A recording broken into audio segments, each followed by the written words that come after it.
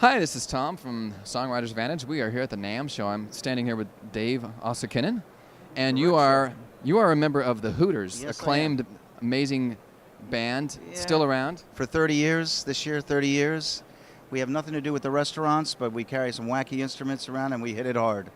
So yeah. You know, we were around before they were around. Nothing to do with the name. You know, our Hooter was a melodica that an engineer nicknamed, a friend of ours, and then the Hooters restaurant started because of the name Steve Martin actually came up with on Saturday Night Live. And next thing you know, we got the restaurants and we got orange shorts and chicken wings. You know, and they trumped us as a band.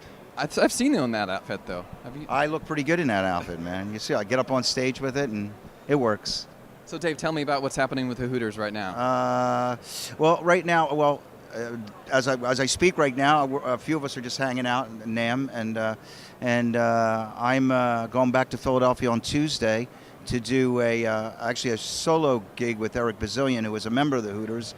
And then the week after that, I start recording some new stuff for an upcoming record, and then we're touring in Europe, where is sort of our home base of touring these days. Right. I mean, we do some shows in the U.S., but our market as a band has been over there. And we make records, and thank God for the internet, because people can find them on the internet. But as far as distribution and brick and mortar and things like that, it's kind of tough to find. So you guys had a lot of great songs that are like radio staples still. Yeah, you know, you can still hear songs like "And We Danced," "All You Zombies," "Day by Day" on the radio from time to time, which thank you whoever plays them, and we recorded those back in 1985. I don't think it hurt the fact that, you know, Rob wrote "Time After Time" and Eric wrote "One of Us" for Joan Osborne, and they've had hit songs that they've written for other artists, and all of us have been lucky enough to actually have an opportunity to play with other really great artists that make records, and so basically that keeps us going. And I think "Time After Time" is becoming one of the most covered songs, right? It's a standard. And it didn't win the Grammy that year. It lost. I forget. It lost, and it was a great song. I think. I forget who won the Grammy that year, but it stands the test of time. You know, it's a shame sometimes that they don't do that awards. They don't give an award after. You know, it's that year they do it, and because that song now is been covered by Miles Davis. I mean, you look at some of the. You know, I mean, that was a biggie. And it's also become music and elevator music, so that's saying something, you know. But it's a classic song, you know. And I can't remember the other song that was their nomination that year, you know. Right. And Eric as well, reading "One of Us," you know, that was another great song, you know, for Joan. Did you record on either of those songs? I didn't. I didn't.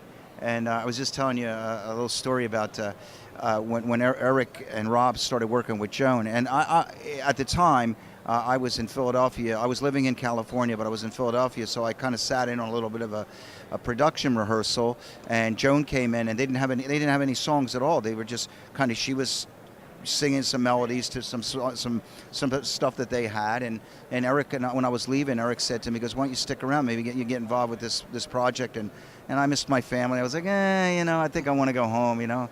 It's sort of like, I don't hear it, you know. It was really stupid. And whether or not I would have ended up on the record, I ended up getting a great friend of mine that played drums on it, Andy Kravitz, who killed it. And Rob, actually, oddly enough, Rob plays drums on the song "One of Us."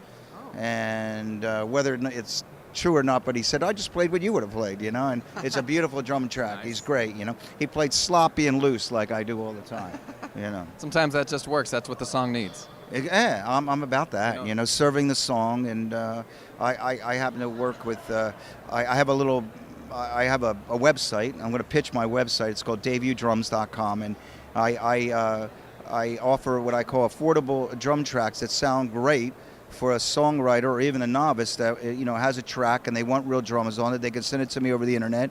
I'll cut the track and I'll send it back to them, and.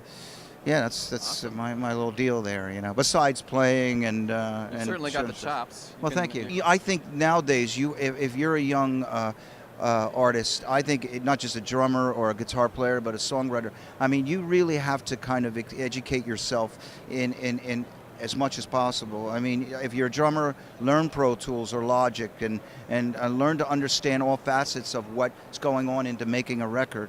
because if that's when you have that understanding, and it makes you much more valuable to the project.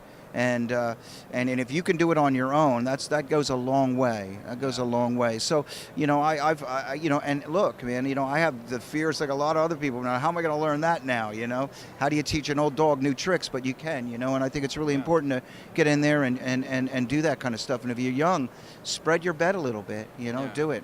You can get a studio for a fairly reasonable amount of money, and it just pays to really have a knowledge of how to record your own stuff, even if you're not necessarily a musician or.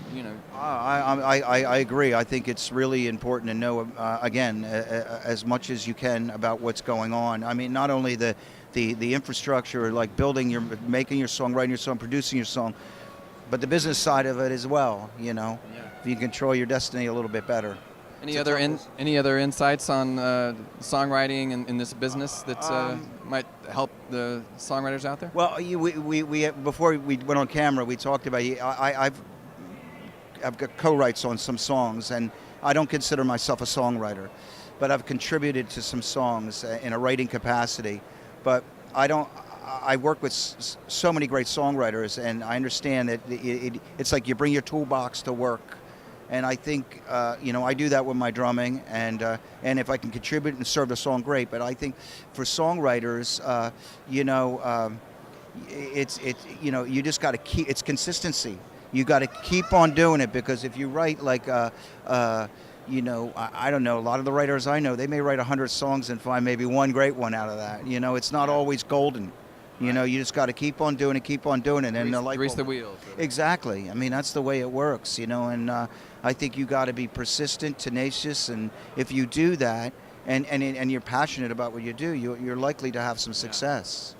My 19-year-old son just accepted an MI, and he was going to become an engineer at one time. He was going to University of Arizona. One day he said, "It's not what I want to do. I got a head for it, but I want to play music," And I was told him, I said, well, listen, if that's what you love, you got my blessing. I mean, it's what I've done. Go for it. Do it.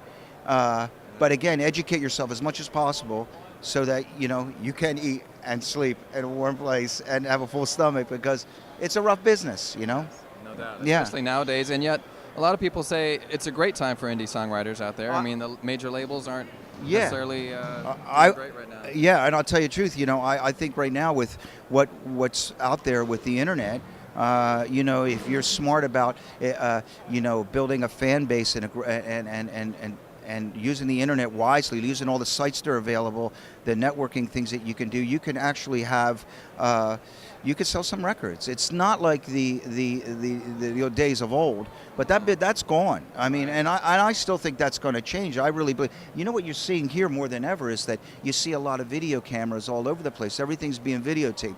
Yeah. YouTube has changed the world. Indeed. And you see a great thing that I discovered when I was here was the drumchannel.com. I thought that was great. And what you guys are doing, anything on the internet, it's information. Educate yourself. Learn as much as you can. And get as good as you can, and then you got a shot. Nothing's guaranteed, but but if you love what you do, and then it's a journey, man. Dave, thanks for your time. Thank you. I appreciate it. Thank you. My pleasure. So check out the Hooters. Yeah. And your website again? Also, my website is daveudrums.com. Spell that, Dave. That's DAVEUDRUMS.com. That's daveudrums.com. Also, I suggest to you to check out Eric Bazillion's album, The Optimist. I think that's available at Spotify, which isn't in the U.S., but it will be in the U.S. soon, iTunes, and at CD Baby. I'm touring and working with Eric right now, so I give him a big pitch. Give him my best to him. I will. Okay. Well, thank you. Thanks, very Dave. much, Tom. Chris, All right, Tom from Songwriters Vantage, signing off. See you next time. Thanks. Hey, guys, this is David Ousikkinen. I play drums at the Hooters, and anyone else that will hire me, and welcome to Songwriters Vantage. Enjoy the place, man. It's happening.